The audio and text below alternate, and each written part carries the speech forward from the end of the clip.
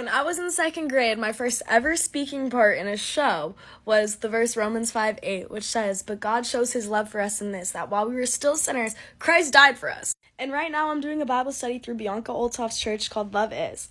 And who knew the first session of this Bible study was going to be about Romans 5:8? And back then, I just memorized the line and I said it and, I meant it, but I've never really looked at the context around it. But I started reading it today, and it says, "For while we were still weak, at the right time, Christ died for the ungodly. For one will scarcely die for a righteous person, though perhaps for a good person one would dare even to die.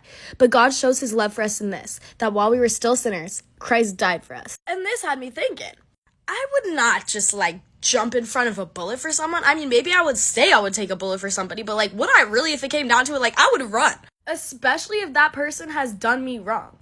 Think about it. Even if you've sinned one time every day, that's 365 times a year, times however many years you've lived, that's a lot of sin.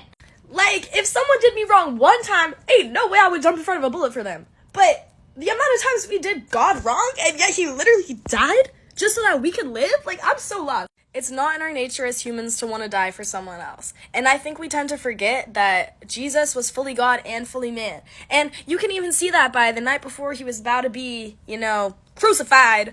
He was up in the Garden of Gethsemane, anxious, bro, am I really about to do this right now? But being the good God he is, he sacrificed his own life just so that we could live again, even though we're terrible and we're mean to him. How lucky are we that he still loves us, even though we're terrible, bro?